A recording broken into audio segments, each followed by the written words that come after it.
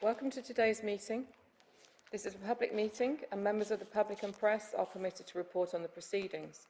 Reporting includes filming, photographing, making an audio recording and providing commentary on proceedings.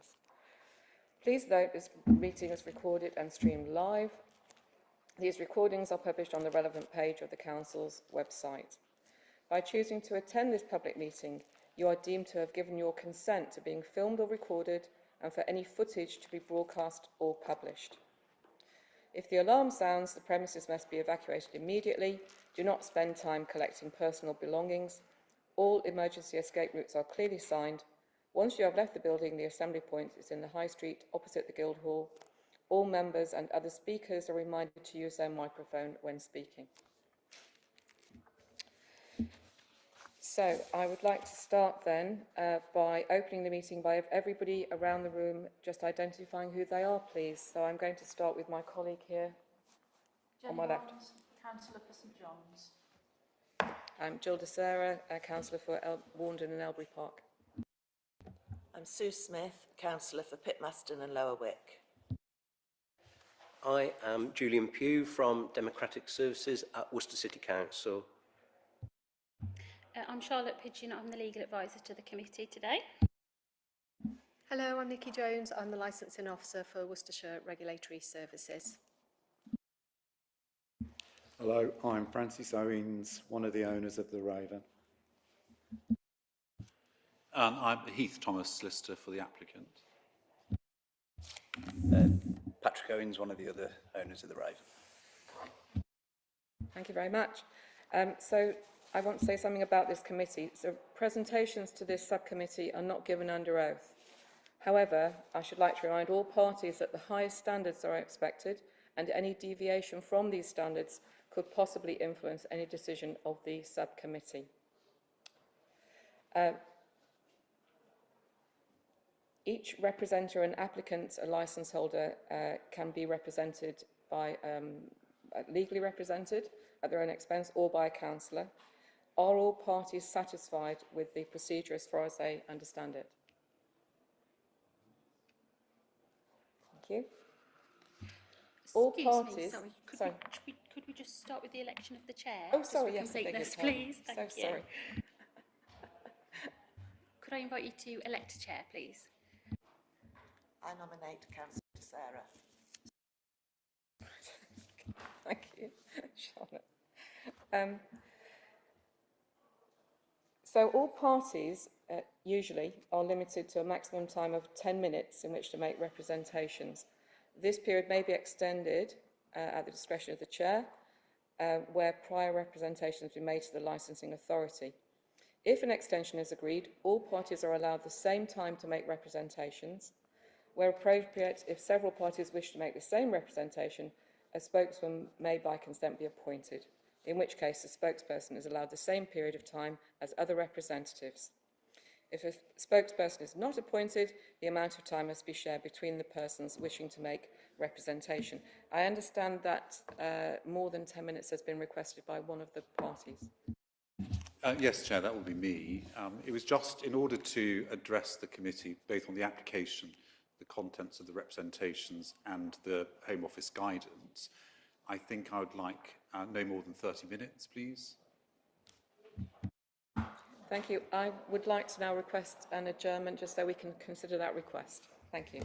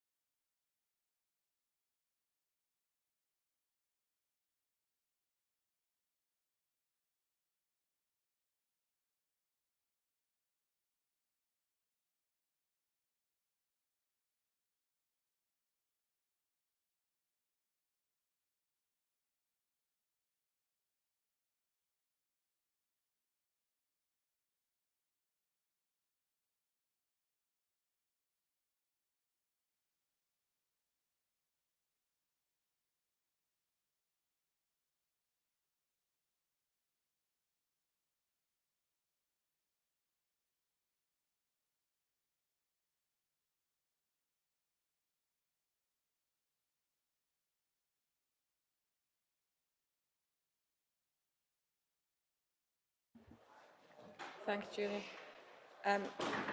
We've considered your request for half an hour. We think that's a bit too much time. We would prefer that you stick with 20 minutes, please. But at the end of all the presentations, just like to remind everybody there will be time for questions and to, further go into what we have heard. Charlotte, can I please ask you to make a statement and some information? Firstly, Chair, could I just ask all members of the panel just to confirm there's no declarations of interest, please, just for the minutes? Thank you. Just for completeness, I just wanted to issue a reminder at the start of the hearing. Sorry to interrupt you, Charlotte. Gentleman behind you is signalling, but I think we need to make it clear that there are no submissions from the back of the House. There are there's no point in signalling because you cannot speak unless you're actually at the table. What I can, if you'd like to bring your seats a bit further forward, you can do. Hopefully that'll.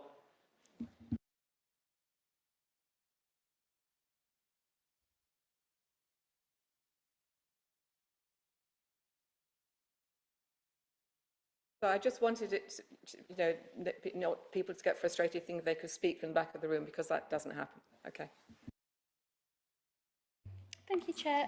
Yes, sorry, it was just a reminder, just before we start hearing from the parties, that the panel can only deal with the four matters that relate to the four licensing objectives today, which is the prevention of crime and disorder, public safety, the prevention of public nuisance and the protection of children from harm. And just a reminder that we can only hear representations that that were made to us in advance. Parties are only able to expand on those points. Okay, thank you. Thank you, Charlotte. I'd now like to ask the licensing officer to present their report. Thank you, Chair. Good morning, everyone. We're here today to consider and determine an application for the grant of a premises licence in respect of the Raven, Droitwich Road, Worcester. So a bit of background for you. On the 12th of March 2025, an application was received from Good Host Group Limited for the grant of a new premises licence in respect of the Raven, Worcester. The application contained all the required documentation, including the fee and a plan of the premises, and has been advertised accordingly. A copy of the application is attached in the documents at Appendix 1. The applicant is applying for the following licensable activities. So we've got performance of dance, exhibition of films, performance of live music, playing of recorded music and sale of alcohol. The days they are looking at and the times is Sunday to Wednesday, 10 in the morning till midnight, and then Thursday to Saturday from 10 in the morning till 1 o'clock the following morning. The designated premises supervisor has been identified in the application as Patrick Edward Owens. It should be noted that although the application seeks to authorise the playing of recorded music and the performance of live music, the Live Music Act 2012 deregulates these activities on premises when certain criteria are met. So performance of unamplified live music, a performance of amplified live music and the playing of recorded music is permitted on a premises that is licensed for the sale of alcohol without permission, as long as the audience does not exceed 500 people and is performed between 8 o'clock in the morning and 11 o'clock at night on any day. Should a licence be granted permitting the sale of alcohol, specific permission for the playing of recorded and live music would be required for evenings after 11 o'clock only, assuming the audience is below 500. Okay, so representations, all the responsible authorities have been consulted on the application and no representations have been received. However, during the consultation period, the Council has received representations from members of the public in response to the public notice. The members of the public live near the proposed premises and a copy of their representations are attached as Appendix 2. However, we've also got some here to speak about their representations. The representations we have received objects to the grant of a licence and expresses concerns in relation to increase the levels of noise pollution, which is felt would undermine the prevention of public nuisance. So the subcommittee should have regard to the Council Statement of Licensing Policy under the Licensing Act 2003, so you all should have seen a copy of that. Goes on to say about the legal implications. I will leave that down to Charlotte. She knows a bit more on that than me. So today the subcommittee must consider and determine the application for the grant of a new premises licence. Thank you. Thank you. I'm going to now ask my fellow members of the committee if they have any questions for the licensing officer. Jen. Thank you. Could you confirm the last time the premises had a licence? Off the top of my head, no, I'm really sorry. But yeah, yes, it was a while ago. It's been a few years, I think. So yeah. Any questions, Sue? Thank you, Chair. Are you aware of any problems with the previous licence to do with late night noise? I'm not aware of any from the previous licence, no. Do you know anything about the previous licence in terms of did it have late night music within it? From memory, I think it did, but I don't think it went as late as what the applicants are asking for on this licence. Any other questions, members? Any questions from the applicant? No, Chair.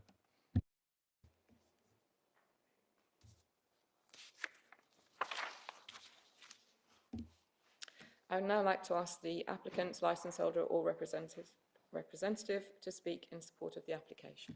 You have 20 minutes. I'm grateful, Chair. So this is my client's application for the grant of a new premises licence and for the Raven. They're premises which have been closed for some time. They were last licensed in May 2023 in terms of their licence application. And the only reason that its licence fell away was because it was surrendered. The premises were closed.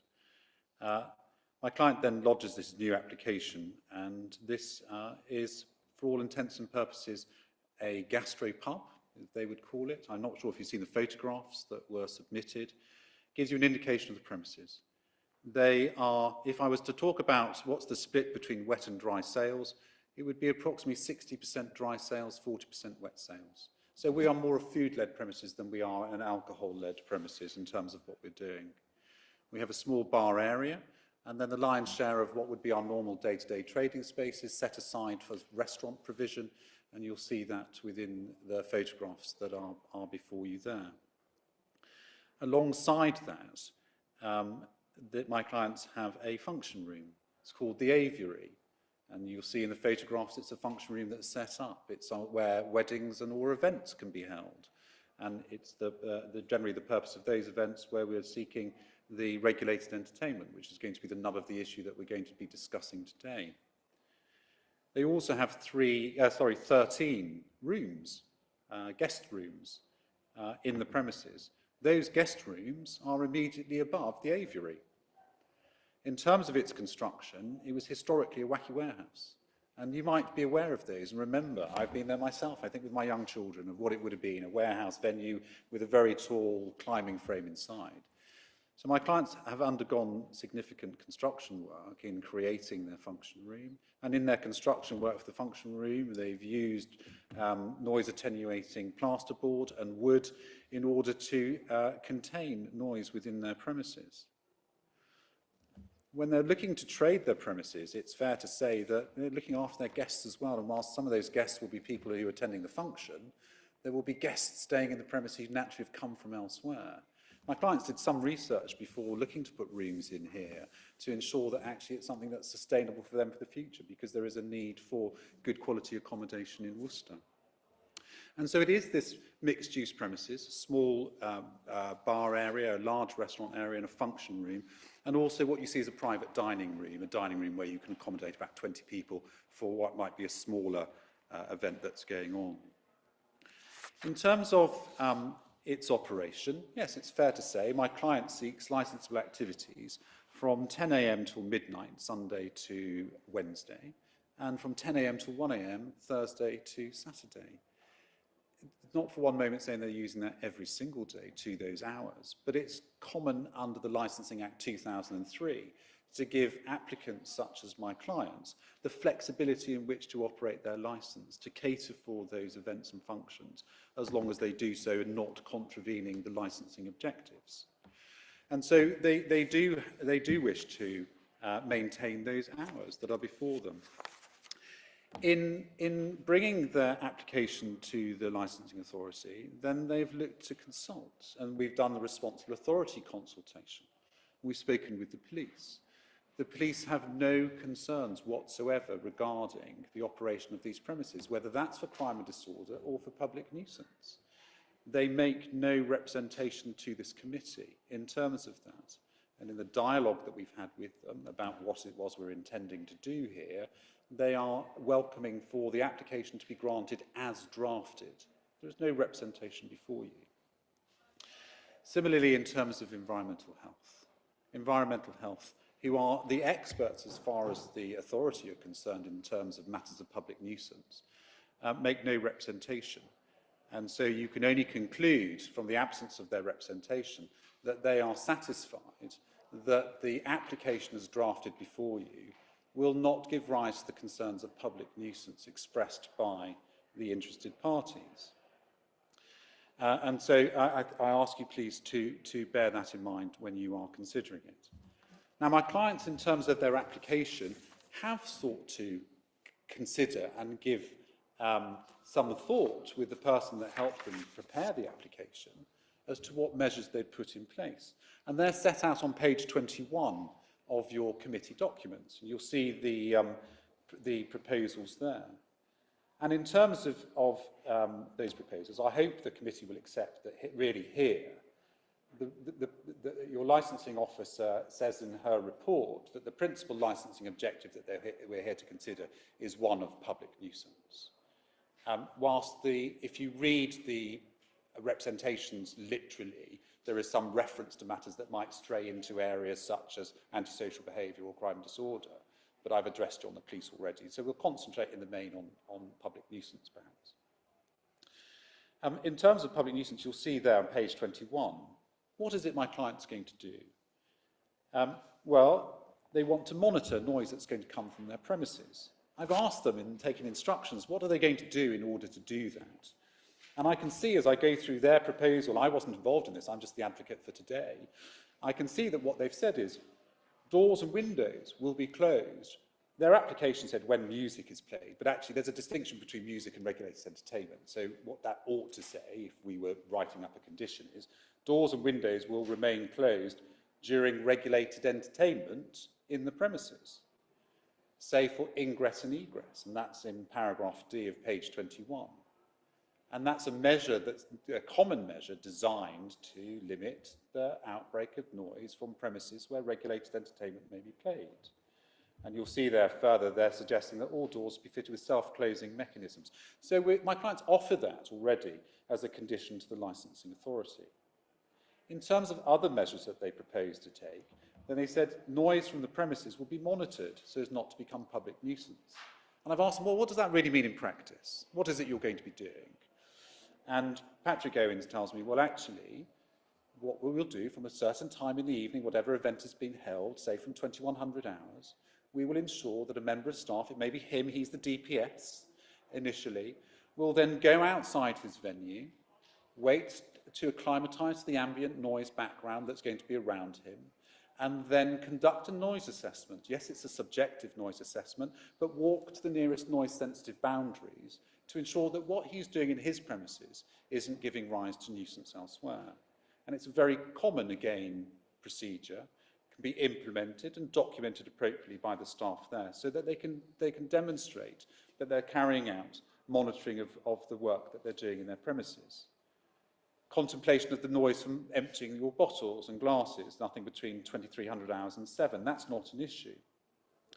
And then we know that after 2300 hours, whether we have regulated entertainment or not, doors and windows to be kept closed, save for people coming in or going out of our premises.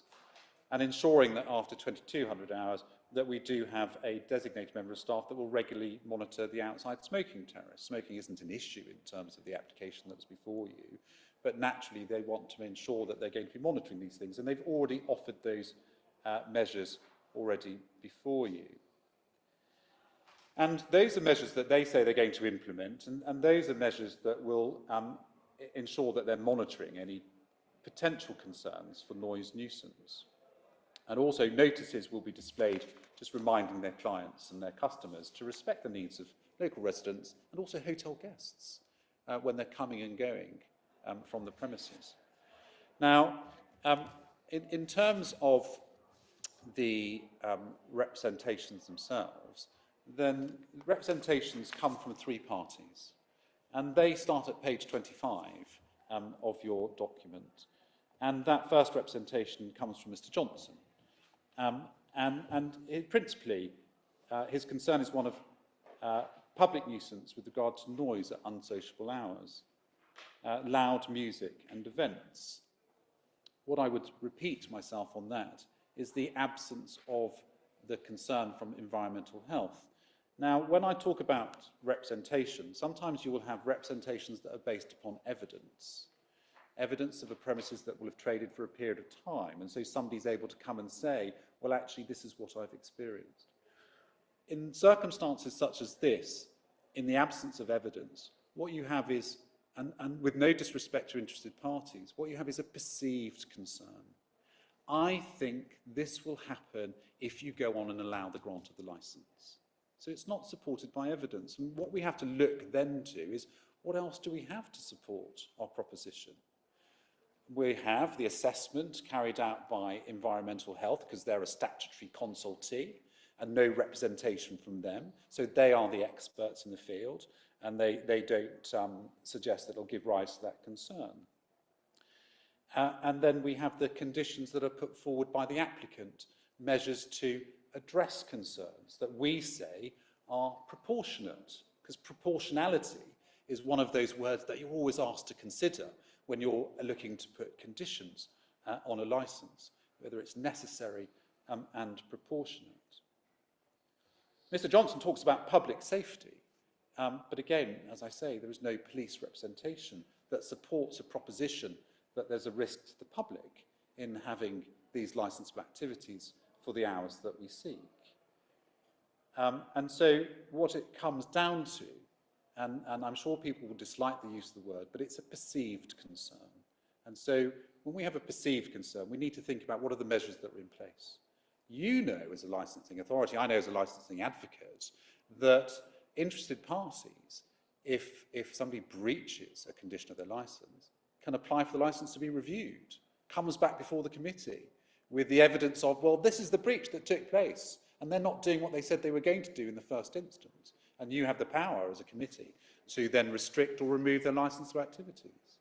Environmental Health can become involved, and they have powers under noise abatement notices and so on to abate a nuisance if one exists. But it's all evidence-based. And that's the balancing act between what is an evidence-based objection and what is a perceived concern. Your second representation starts at page 26 of your bundle, and this comes from Mr. and Mrs. Alderman.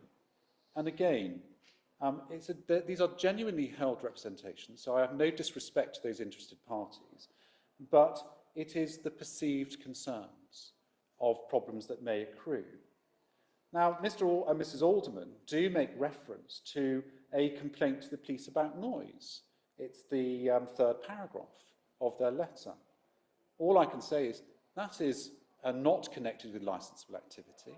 It's not at a time when you've got the applicant then who's there to manage and control what is going on in his premises with conditions attached to it. And it was an incident that took place during construction. We're aware of what the incident is. We had a hearing impaired security person who plugged his music device into the Wi-Fi system of the premises, sat himself in a room and didn't appreciate that it played in every room of the premises, which is exactly, it's quite laughable in a way, but that is the true nature of the explanation of what's gone on there. It's an isolated incident that's not part of licensable activity in the premises and ought not then to be used as a stick to beat somebody when actually we're dealing about what's happening in licensed premises in a controlled measure moving forward. Patrick Owens and his staff have control of the music and the rooms in which it is played in his premises going forward, and equally he's fully au fait with the conditions that we're being proposed. And so in terms of that representation, we've said about the noise and doors to be closed when we're having regulated entertainment. And that would happen. Mr and Mrs Aldman live next door to what's the bar area of our premises. Our function room faces onto the field, out the back. They're on one side, close to the bar. On a Thursday, we'd quite like to have some acoustic music in the bar area. It's complementary to the dining experience, not something that we're all, shouting to be able to heard over one another and the music. But the doors will be closed when that's going on, and he and his wife ought not to be receiving any public nuisance as a consequence. They make reference to other licensed premises on page 27. And all I can say to you in terms of that matter, you will know, your own policy says it, the Home Office guidance says it as well, each application is on its own merits. We're not judged against these other premises here. And if I looked at those premises licences, many of them invariably are going to have licensing hours that are longer than they actually open, which is very common in the city today. We have some venues, food-led venues, who may not even open on certain days that they're entitled to, because that's the market economy for them today. The interested party sensibly asks for contact points of the DPS or hotline. My client's very willing to give contact details for the premises licence holder and the DPS such that they can be contacted. So that'd be a mobile telephone and a landline number at the premises. My clients want to be a good neighbour. We're here because we can't reach agreement. They still want to be a good neighbour. And if there's anything that they do that causes a concern to the local neighbours, they have a venue in order to raise it and address it. And they still have those other avenues if we don't do what we say we're going to do. So we're very content for that to be made available. And we have conditions that we've already put forward about how we do our checks and balances and the documents that we keep. They asked, the venue should conduct regular reviews of their noise management plan. Absolutely. Any operator should do that in order to ensure that they are not giving rise to problems. And we've put forward the regular noise monitoring as requested. And those are matters there. There might be a criticism, they say, that, well, you haven't consulted the local community. We've done everything that we can in accordance with the Act, and we invited those interested parties who've made representations to come and meet us at our premises. Meeting with somebody doesn't mean that you can reach agreement, and that's the whole purpose of having a licensing subcommittee hearing. The other matter then, I won't go on to number 3, that's very much the same. What I really want to do is spend the last 5 minutes, if I may, talking to you about the Home Office guidance. And in terms of the Home Office guidance, what are the salient points I just want to bring to your attention and just remind you, please, from my perspective of what that would mean. Bear with me 1 second, I'll try and bring them up on my computer again.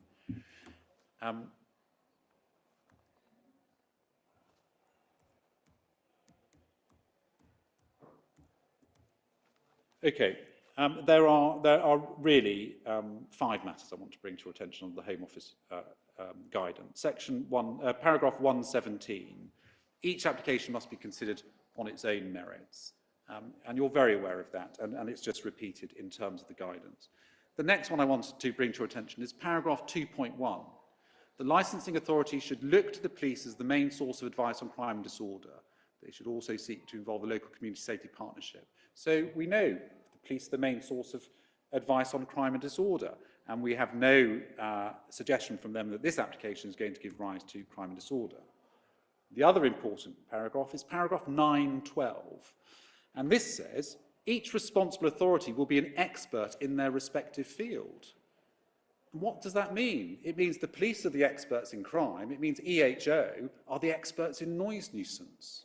And they have this statutory duty to bring to your attention and the licensing officer's attention any concerns they have by way of representations in the grant of the licence. And because they are the experts and the guidance says that you should follow their any comments they make, the absence of a comment in my respectful submission can only mean they are content for the licence to be granted as it is, without change in terms of those conditions. And the only other matters I'll be bringing to you perhaps is paragraph 223, which talks about public nuisance, which is this. Conditions relating to noise nuisance will usually concern steps appropriate to control the levels of noise emanating from premises.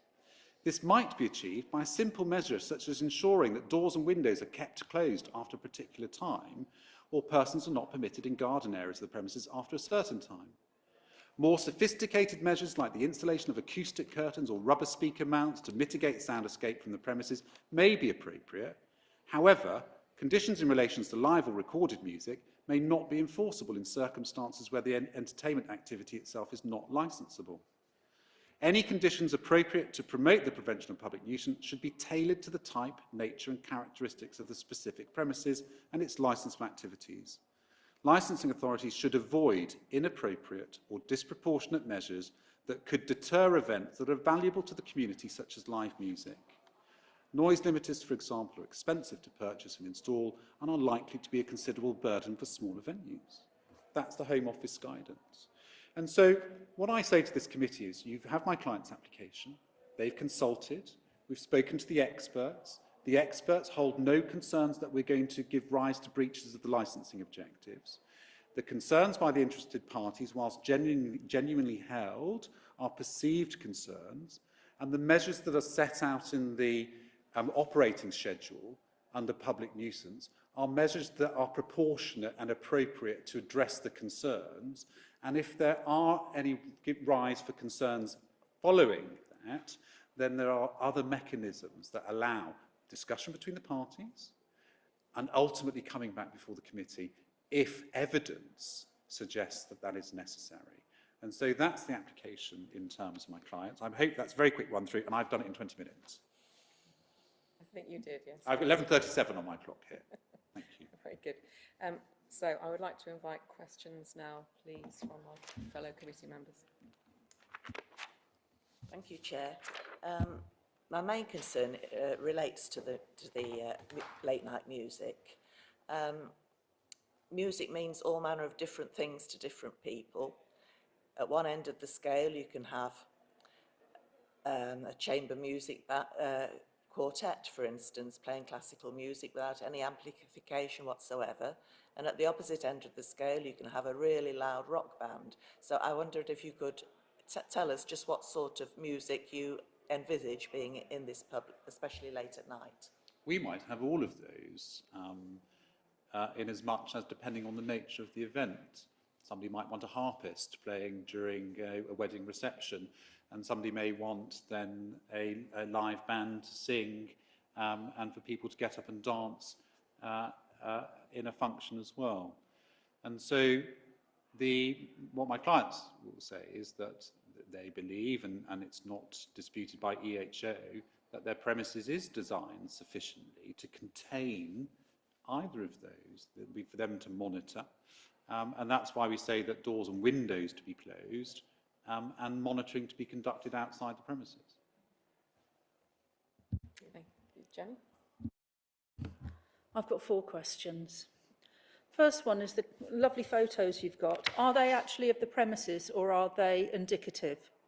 They are actually of the premises, and Lovely. they were taken for marketing purposes. I had about 250 photographs, and so rather than sending all of them to you, I gave an indicative number of photographs. So they're the real photographs. Fantastic, thank you. Right, question 2. Buses run fairly early out of the area. I think the last bus might be about 8 o'clock, so you're completely reliant on people probably driving. Is that correct? No, we'll also have taxis, and we'll have a link with a taxi company for anyone who may wish to have a taxi. So, of course, people may drive to our venue. Others will have transport that can be arranged, or they will have arranged themselves. Thank you. Windows being closed. Well, in a heat wave, people tend to open windows. How are you going to ensure that those windows are kept closed? Well, that's the duty of the staff in the premises, to ensure that the windows and doors are closed. It's common as a condition for licensed premises, and that's why it's reflected in the Home Office guidance as well. And in many of these things, ultimately, of course, the proof of the pudding's in the eating. They've got to do what they say they're going to do. It's the DPS's responsibility. He has more skin in the game than most. He's not employed. He's an owner, and he's the DPS as well. He wants his premises to succeed, and so it'd be incumbent upon him to ensure that he complies with the conditions. Thank you for that. And the final question is about the real times of opening for alcohol. As I notice, you're talking about bona fide guests being able to drink till 2:30 in the morning, and that hotel residents are available to drink 24 hours a day. Is that correct? It's common for hotels to have that ability for a hotel guest. In practice, does it really happen? Not really. But it's there, you know, for example, it may well be, my client gives an example, that the father of the bride or the groom may then want to drink later. You know, it's something that's managed. In practice, it's very seldom used. So the primary hours that are sought are those that are in the main body of the application in the public areas, which is till midnight Sunday to Wednesday and till 1 a.m. Thursday to Saturday. As I say, it's not saying that they're going to operate those hours every day, but it's having that flexibility when whatever might be going on in their venue would permit it. Thank you for that clarification. However, obviously you are asking for 24-hour drinking effectively. What we're asking, in the body of the application, my client is asking for that for hotel residents and up to 2 bona fide guests of a hotel resident only. And even before the 2003 Act, when you looked at licensing when it was before the Magistrates' Court, it was always very common for hotels. That's why we have minibars in hotel rooms as well. And those that often don't have a minibar in a room would have a condition like this. So it restricts the use of the premises, so you know it's not going to be a free-for-all, and you know, however many people in the venue still drinking in the early hours of the morning. It's a very small number of people in accordance with that condition. We leave that aspect as a matter for the committee, but clearly that bit's not involving regulated entertainment, which seems to be the nub of the issue. That is one about hours for consumption of alcohol or sale of alcohol to hotel guests. Thank you. So I have a few questions. Will the premises benefit from efficient AC that will help windows to be kept closed in hot weather? The premises doesn't have air conditioning at present, and that's something that's under review by the premises licence holder. What exactly does that mean? It doesn't have air conditioning at present. The review bit. Oh, well, the premises needs to trade. It needs to understand whether or not air conditioning is going to be required in the premises. If it's required, then they can install it. If it's not required, then they won't need to go to that. I should add that in terms of the construction of the premises, it's an application that's been before the planning permission department, your colleagues sitting in planning as well. So we'll have done the same round of statutory consultation. It's not deemed to be a requirement of this premises. I'm not sure that's strictly relevant, given that the planning committee wouldn't necessarily be talking looking ahead to about what the licence application would be. Yeah, but in terms of licensing purposes, I stick solely to licensing then. That's the current position. No air conditioning there, but would be installed if required in the premises.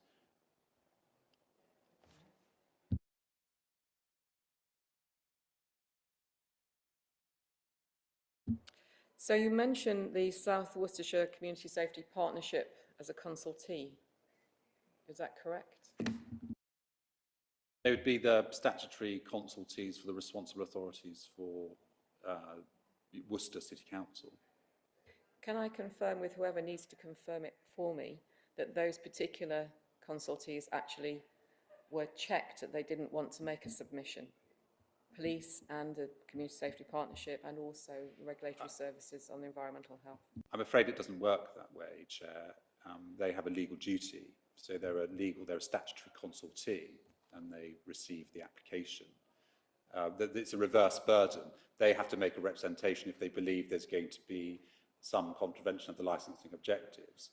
Nobody has to go and seek them out to ask them otherwise. Okay. The garden space, how is it envisaged that that space will be used in relation to any music that's going on in the venue? No regulated entertainment takes place in the garden space. Never, none. No regulated entertainment takes place there.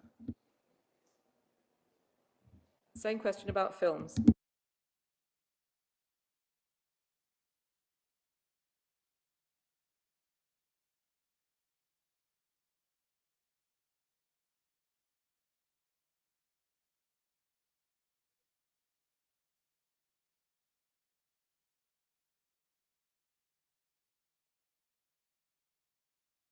Okay, thank you.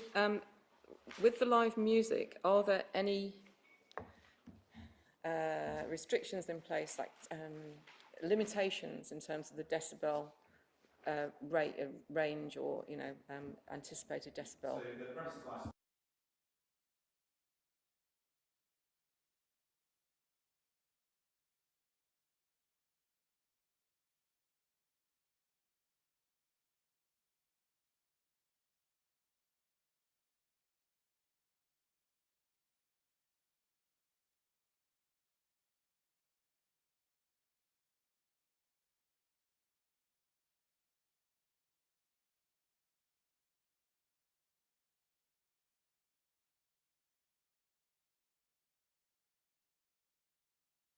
Okay, thank you.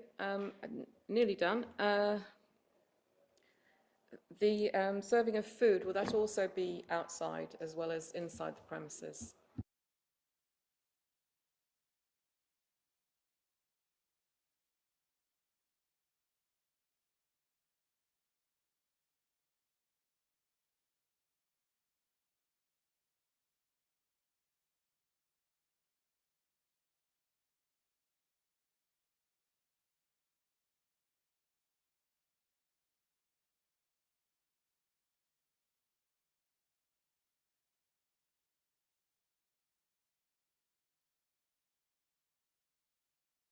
Thank you very much. Sorry, Julian.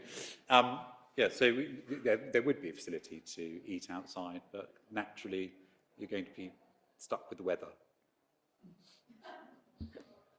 Yeah. So you gave us the instance of the one complaint because of the building worker who is hearing impaired. Would you say, it was sort of inferred, I just want to know if you're definitely saying this, that that particular incident is probably the worst case scenario of what could happen if all speakers are playing at full volume? Yeah, I suppose the easy answer is yes. What my client says is he'd never allow that to happen, and we were talking about this, and he said, well, I'm in control of all the zones. I would never do that.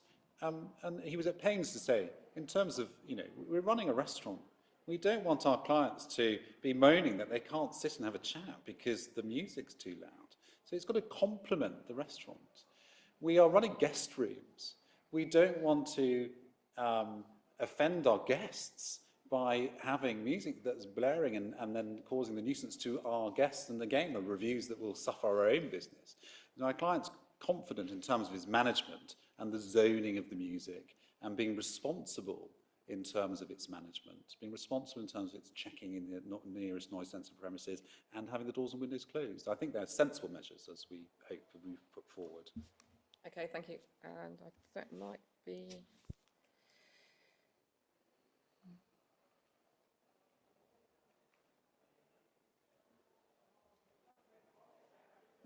No, I think that's the end of my questions. Thank you.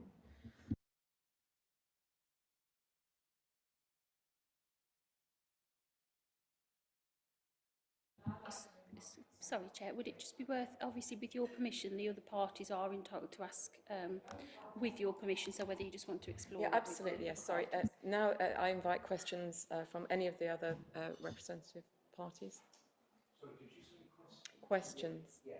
If From what you've heard of the submission. If you'd like to...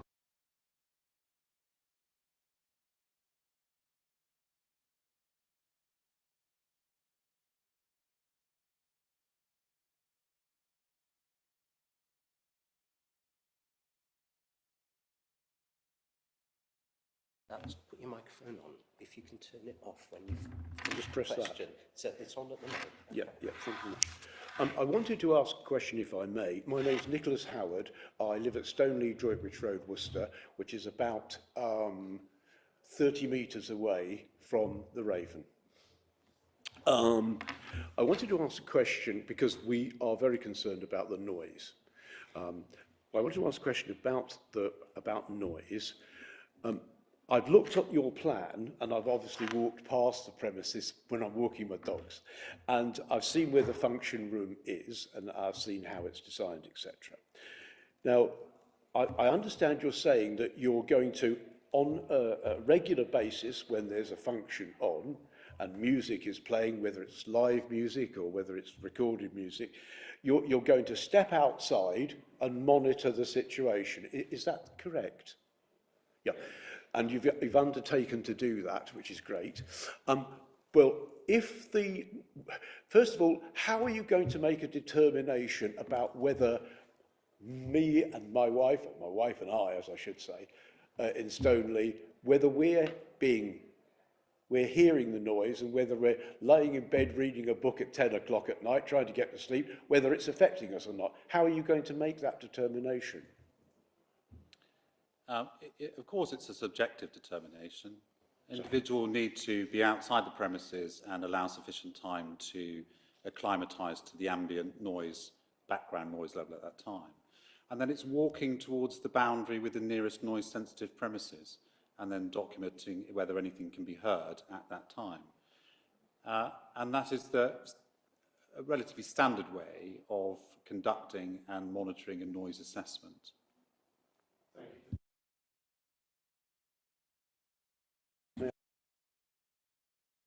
Sorry, I beg your pardon. Once you've done the monitoring process, you've undertaken to do that and just repeated what you said before about how that would be undertaken. What do you intend to do if you decide that the noise is too loud? Then the person conducting the noise assessment needs to escalate it, and it would be, if it's the DPS, he will then make the adjustments himself. Otherwise, it would be escalated to the DPS so that they can then make any changes or modifications to what it is they're doing in terms of activities in the premises, whether that's turning down levels of noise and assessing. And I think with any new premises, what my clients have been at pains to say, and hopefully it's come out through me this morning, is that they want to be able to have dialogue with you and your other neighbours, such that if you do experience, if you're sitting in your room and you experience something that's equivalent to noise nuisance, you can share that, because there needs to be a good working relationship between both my client and local residents. Well, thank you for that, because it's very useful, because up to this point in time there hasn't been that conversation. Well, it's very difficult. My client offered, you're not a person that's made a representation in your own name, no, but you had an opportunity to do so. My client offered to all interested parties to come and meet at their premises, and so they've done as much as they can. My client was not aware of any address of interested parties prior to this hearing, and so there's nothing further that they could do, and we are stuck with what the law allows us to do. But they are here. They are willing to give their mobile numbers and their contact details. They are willing to ensure that they can have proper dialogue with you. And I appreciate today is a very difficult day for all interested parties, but we would like to be in a position where you could come and have coffee in the venue and express what, if any, concerns my client's premises are causing to you when they're trading. Thank you very much indeed. That's all the questions I have. I have some information later on to offer. No, your time will come very soon, but thank you. Is there another question? Yes, please come up. So a moment ago you mentioned that the reasoning for the music was because you've got someone who was sound impaired. Whereas when I came and had a meeting with you, you told me you'd done it intentionally. I just want to know which it actually is. You told me you intentionally left music on full so people knew the building was occupied and would not break in. So I'd like to understand. What we said to you was we were having the building renovated and it was empty. So a lot of times we did leave music on inside the building so that if people came along potentially to vandalise the building or break into it, they would not be sure whether there was anybody inside it or not. You brought information about a specific occasion, which, to be honest, we've had to look into and speak to the guy who stays there, whose name's Tony, and that's what he told us. I can only answer the questions at any particular time that I'm aware of the answers to. And if I may, I've addressed the committee on that. Whatever it is that happened on that occasion, it's not to be repeated. And it's not part of the licence. It wasn't a licensed premises controlled by Patrick as DPS. It was at a different time. So it is to be distinguished when considering the licence application today.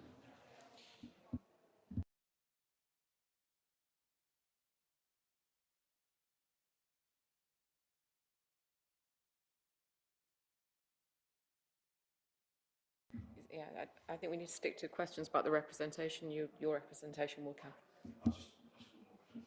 In terms of your sound attenuation that you're referring to, obviously you've said you've used plasterboard and stuff, but I don't know of any other methods that you've used. For example, single glazing could be increased. Could you tell us what you've actually done to increase the sound attenuation of an old building that wouldn't have had a lot of sound attenuation by itself? I think I sort of tried to answer you on the Sunday when we met up a few weeks ago. We've done everything that building regulations have asked us to do to get our planning application passed. So we've triple boarded all of the building as much as we could. We've put panelling in. Where we've changed the windows, we've put double glazed windows. We haven't changed the windows on the front of the building because it's an old building and it would be out of character with it. We've put insulation in between the ceilings and the floorboards in the whole building. We've done absolutely everything. I'm not a builder. I don't know all the building regs, but everything that has been asked of us to do, we have actually done it. That's the only thing that I can tell you. But I mean, we're also saying, sorry, that if there are problems going down the road, we don't want to be at loggerheads with our neighbours. I tried to say that to you on the Sunday. We'll do everything we can to try and monitor the sound of the music. We're prepared to think about noise blockers, for want of a better expression, in the future if they're necessary. We would be prepared to do secondary glazing on parts of the function room if that would help. I don't see that we can sort of promise any more until we actually are trading and see whether we have issues or not. That's the only honest way that I can answer you. I think really with you saying that you could add these measures, if they were added from the start, that would reassure us, rather than added down the line. That would help. That's my last sort of point on that. And in response to that point, it comes down to who are the experts that we're talking to about our building, whether it's building control in the construction, whether it's environmental health who get to see our application and get to comment upon it. Those experts are satisfied with the measures that have been proposed in the application itself. And my client is very genuinely saying that if those measures for any reason prove to be insufficient or need to be improved, then they will contemplate improving them. And I think that's the best we can seek from any applicant.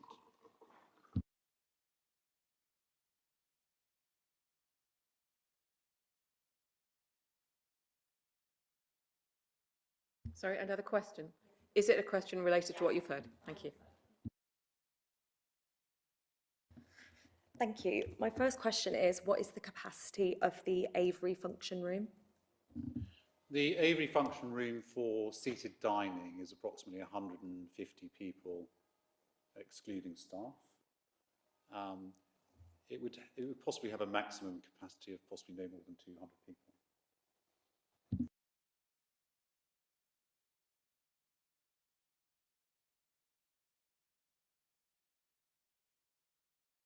There is no intended frequency. There are no bookings for its use at the moment. This is a new premises and a new function room, so we would simply be guessing if we were to give you any indication of that. But obviously, we're in business. We don't want to make a loss. So, you know, we could have all sorts of activities going on in there. There could be a Weight Watchers class, there could be line dancing, there could be wedding receptions, there could be funerals, there could be communion parties, baptisms. I'd love to say we were going to be, you know, you probably wouldn't like it, but I'd love to say we're in business, and if we could have something every day, it would be great. But we haven't got a crystal ball, so we don't know yet what we're going to get, do we? And we did say that to you when we met you a couple of weeks ago.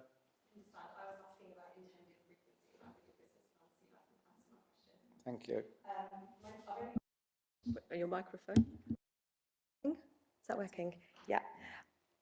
Although I appreciate that the owner wasn't present during that police incident, I just got a couple of questions regarding that.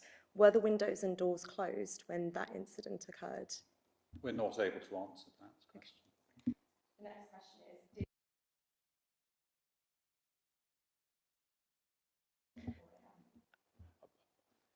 I'm not able to answer that question.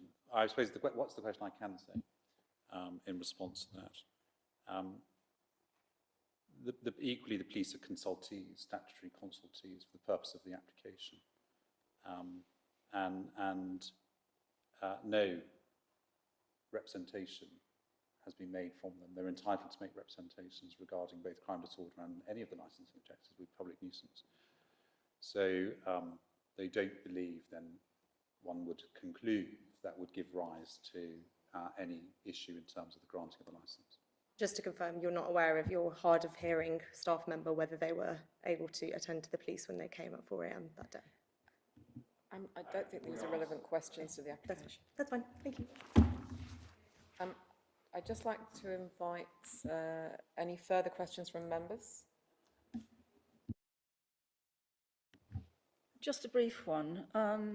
You talked earlier about food outside, and we have a really bad problem with gulls in Worcester. And pest control is obviously quite important, both in terms of gulls and rats. And there are allotments nearby and so forth. So what pest control mechanisms have you got in place or will put in place? So we, at our two other pubs, we use a company called Pest Free Solutions, and they do all our, all that sort of rodents and. So you have a contract in place that deals with it? They put traps down and they come out to you. So as part of your EHO for your food sales, they come. You have to have a document that documents how many times they've been out and if they've seen anything, seen any activity and stuff like that. I haven't actually got any gulls at any of the other pubs, so I don't know. But that's what we do in that situation. Thank you. I think it's time to invite the objectors, for want of a better term. I don't know which you would like to go first, but anybody wishing to make a submission?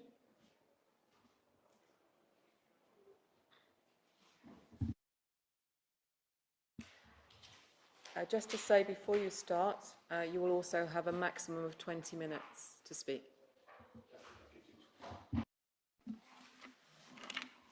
Right.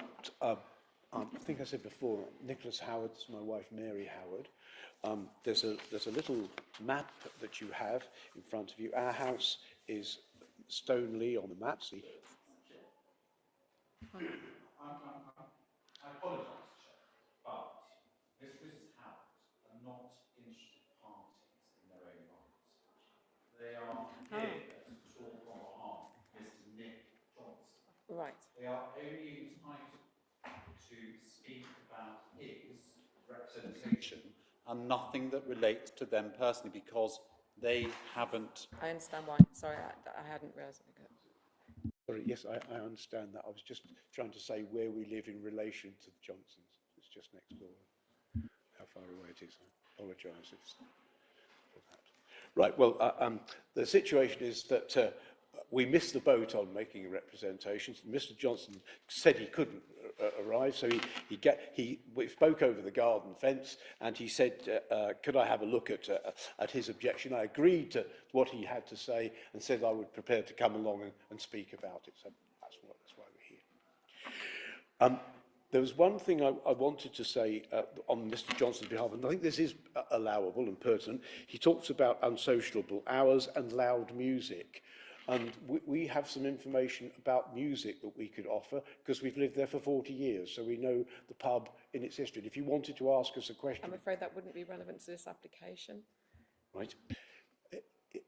It was just wanted to say about the noise. Okay, so, right. Mr Johnson's view is that the music that he would be hearing would disturb his way of life. He and his wife are early risers, very early risers actually.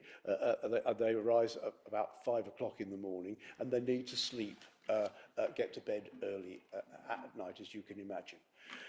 In the normal course of events, he believes, Mr Johnson believes, that he would be able to cope if the premises, the Raven, were operating under normal hours. But if they are going to operate loud music up to 1 o'clock in the morning on a number of nights and 12 o'clock at night on the other nights, he would find that disturbing of his way of life and his ability to cope. I think he would agree with that. Is that right? He also wanted to make the point about he was initially supportive of what he thought was to be a gastropub. He regarded a gastropub as what the development was. And he is disappointed and was disappointed to learn that that isn't the primary function, in his view, of what the premises is about. The premises, in his view, is about a party venue. It is a venue for christenings and weddings and the like. And we have heard upwards of 150 people will be involved in that. He cannot believe that that number of people, with the partying that's going to go on, which we've all experienced, is going to be able to keep noise levels down that would allow him to have the quality of life that he thinks he deserves.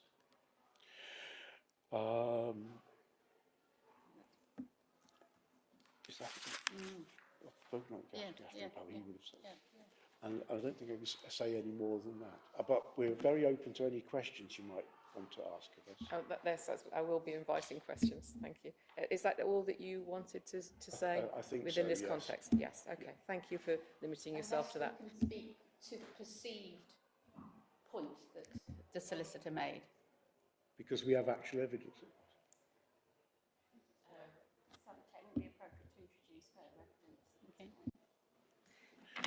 Do we need to explain that properly, exactly why that's the case? I think we discussed it outside. I think. Well, for the purposes of the meeting, I think. The regulations wouldn't allow us to do so. We wouldn't be permitted to introduce new evidence at this stage, particularly when parties haven't made the relevant representation, so they're not an interested party for the purposes of the hearing today, unfortunately. We just thought that as we were here, if you wanted to ask us questions that would help you and understand the situation, then we were only too pleased to answer. Well, I can't dictate what questions you might get, but yes, thank you. So, first of all, I'd like to invite some questions, any questions from my fellow committee members, please.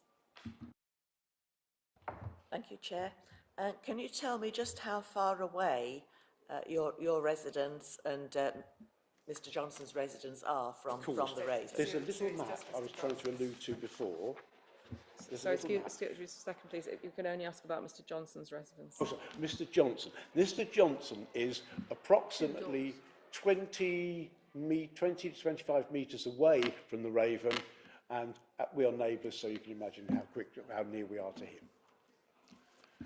He lives in the first semi-detached house next door to the Raven, and we live in the second semi-detached house. So he's 2 doors away. Jenny? No questions. No questions, okay. So, are there any other speakers who wish to come forward to make a representation? Okay, if you... Yes, that's... sorry, but 1 second. Any questions? No. That's lovely, thank you.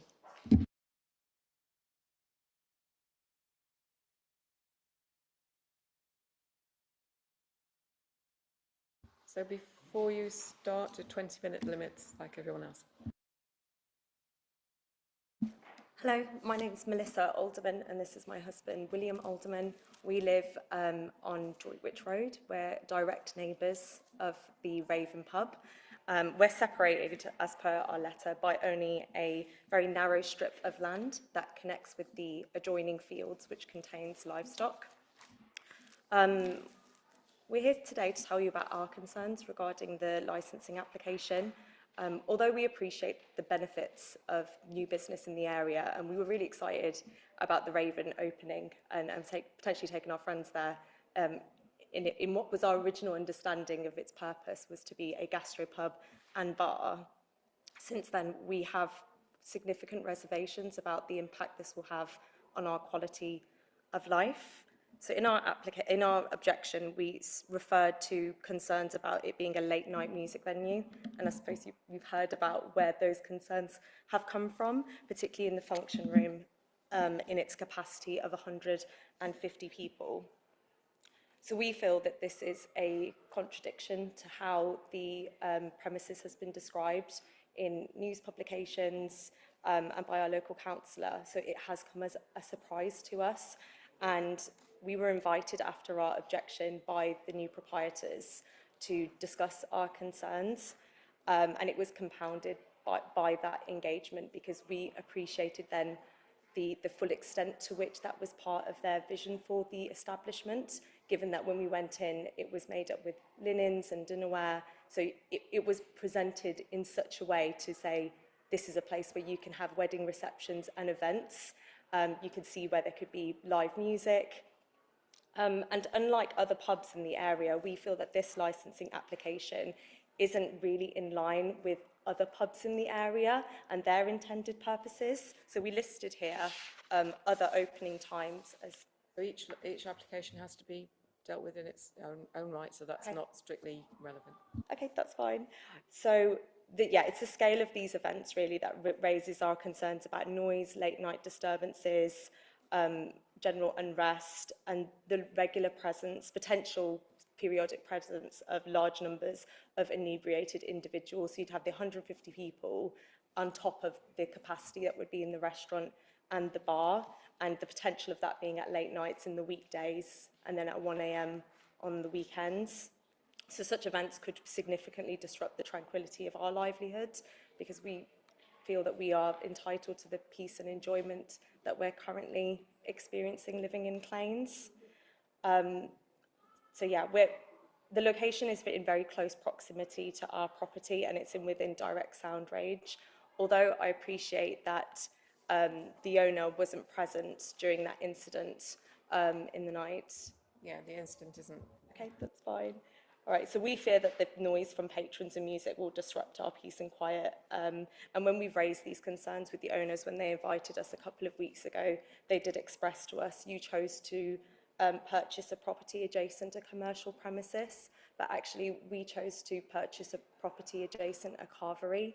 We didn't intend to live next door to an events venue holding capacity and holding live music at such late hours in the night. So the application indicates that the pub intends to play music late, and yeah, it's the extent of the soundproofing that is of serious concern for us, especially given that my husband is a construction professional, so he is aware of the sound attenuation limitations of single glazing that's currently within the property, as was shared when we visited. It only would be about 20 to 25 decibels, and going for a more heritage thick double glazing would give 34 decibels. The reason we're concerned is that the live music, in terms of like the acoustic player, that's in the area that's directly connecting to directly in sound range of our property. Given these concerns, we talked about mitigations that we'd want to put in place. So we feel that a more reasonable open and closing time would be 11 p.m. Monday to Saturday and by 10:30 p.m. on Sunday. And then for alcohol service to be 11 p.m. Monday to Thursday, 12 a.m. on Friday and Saturday, and by 10:30 p.m. on Sunday. We also feel a more thorough assessment of existing noise mitigations need to be put in place, such as sound limiters, rather than waiting for the problem to start happening. We feel like they should be put in place now, especially given the extent of the noise that can be reverberated at that property has already been established because of that incident. Potential installation of heritage double glazing to replace any single glazing. Agreed procedures documented. They've talked about some. It'd be good to see those documented so we have something to reference and be reassured by as neighbours. Clear policies on noise, patron behaviour, keeping the external doors closed. I'm really pleased to hear that that's already their intention, as well as providing us as local residents, but also other local residents with a contact number which is actually accessible to someone, because we have tried to reach out in the past and we've left messages with a female that I believe works in their organisation who told us that people would call back, and that it never happened. The first time that we actually heard from them directly was in response to our previous... I think that, again, because that would be before they were opened. We're Yeah, looking that's at, fair. Yeah. Okay, that's fine. Is there anything you want to add? I think that's it, to be honest. Thank you. Thank you very much. Does anybody have any questions? Questions from the legal representation? Any questions? I'm terribly sorry, Chair.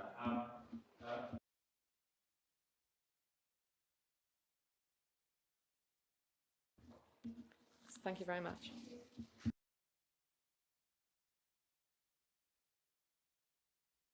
No, thank you, Chair.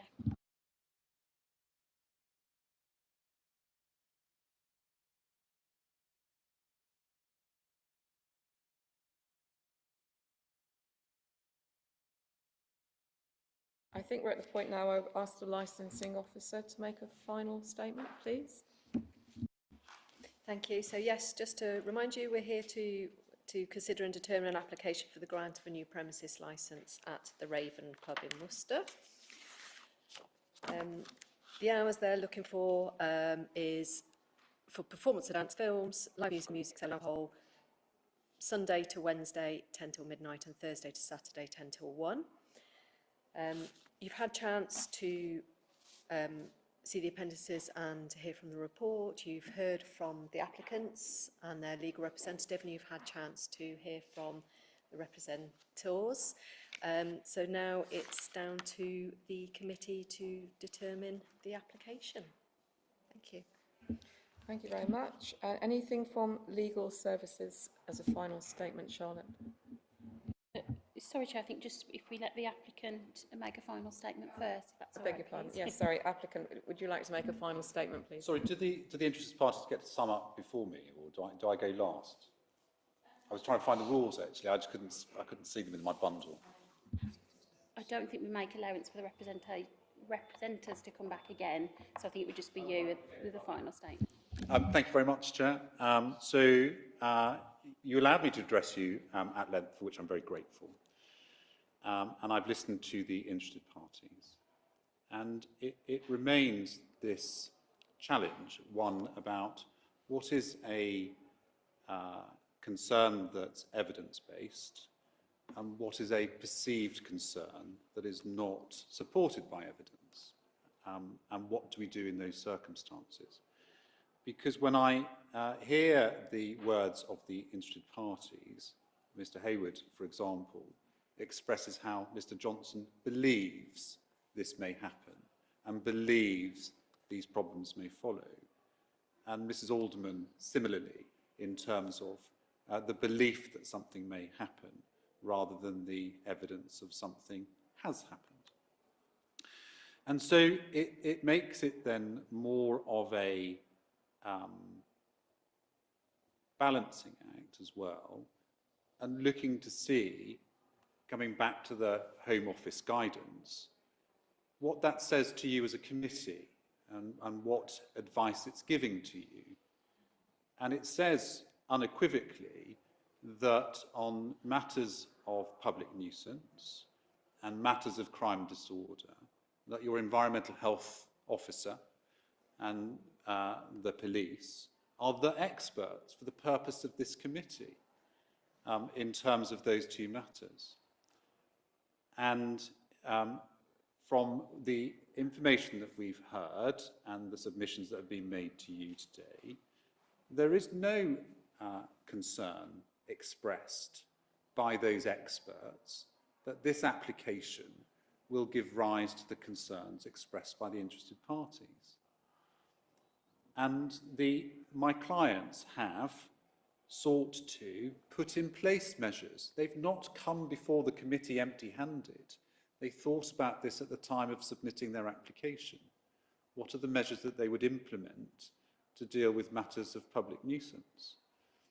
And I've referred you to a paragraph of the Home Office guidance. I'm not actually sure my clients would have been aware of the Home Office guidance at that time. It's something that people like me are aware of and spout out quite frequently. But they're common sense matters that are in the application before you about the monitoring of the external areas, the doors and windows to be closed during regulated entertainment. The evidence from Francis Owens, who's saying, we've done all of this work. We heard quite some detail from him of the construction work that's been done. But not only that, we heard about the willingness for him to make modifications if it's necessary and proportionate. This comes back to the wording in the guidance itself, and it talks to you about conditions of a licence, things that are necessary and proportionate. So we're in a situation where the experts don't believe it's going to give rise to the concerns that are expressed. The measures that are in place are proportionate in terms of that, and a willingness to modify them if need be. And that's the whole substance of the Act itself, about engagement and making changes. And my submission to this committee is to grant the application as sought with those things in that's as conditions about doors and windows to be closed during regulated entertainment and monitoring the outside area and having contact details for interested parties, in the knowledge that if my clients don't follow that, or if, and there's no evidence to support that, if they give rise to the concerns that are expressed, interested parties have an opportunity in their own right to apply to you to review this licence, where you have the powers, or your colleagues have the powers, to restrict the hours, modify conditions of the licence, remove a licence for activity in its entirety if they don't do what they say they're going to do. And that's a bit like the sword of Damocles. It's the sword of Damocles that hangs above my clients as an operator and says, and that gives you the comfort, where we're looking at what do the experts say. They don't support the proposition that this is going to give rise to a breach of licensing objectives.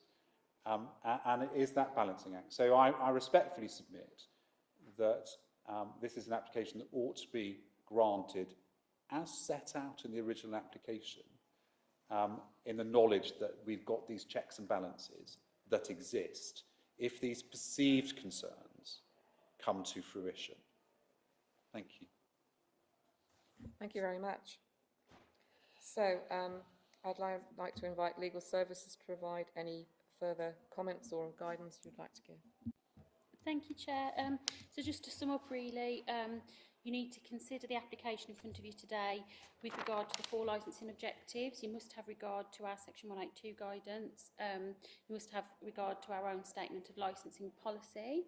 You must then determine whether you grant the application as requested, modify the conditions on the licence by altering, omitting or adding to them, or reject the application in whole or in part. What I would highlight is that you shouldn't modify conditions or add conditions just because it's desirable to do so. It must be proportionate and necessary for the promotion of the licensing objectives. And you should give no less weight to representations that you've received in writing, even if they weren't able to attend today.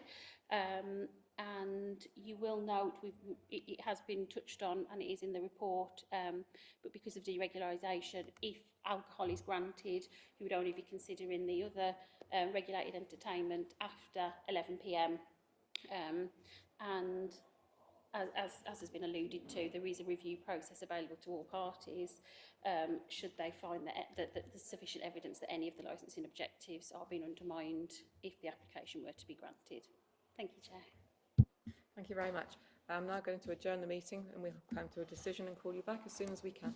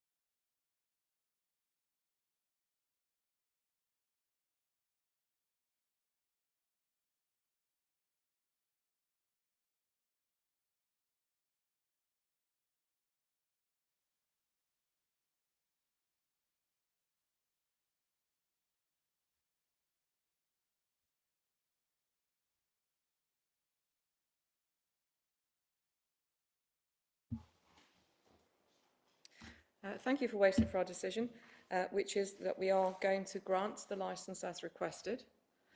But I want to say a couple of things about that. As a committee, we have great sympathy with the residents' applications, particularly with their suggestion of reducing the hours to some extent. We felt that would have been quite sensible, but we have to recognise that the law does not allow us to do that. We have to have evidence before we were to take that step, and therefore that is why we are not taking it.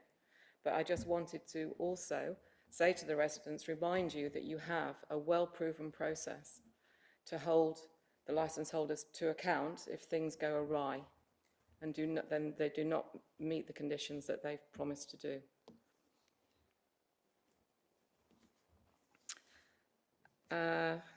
We'd also like to add a condition, and this is relating to the avoidance of public nuisance.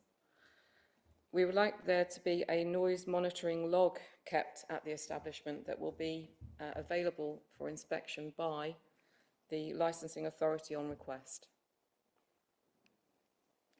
We would also like to make some recommendations. We would like the premises to share contact details of people to be contacted in the event of any issues arising, and that they should be displayed in the premises. They should also be provided to local council members and to each of the objectors. We would also like, as requested by the objectors, a procedure for how those contact details will be able to be used. Further, we would like to have consideration of double glazing being installed as part of these recommendations.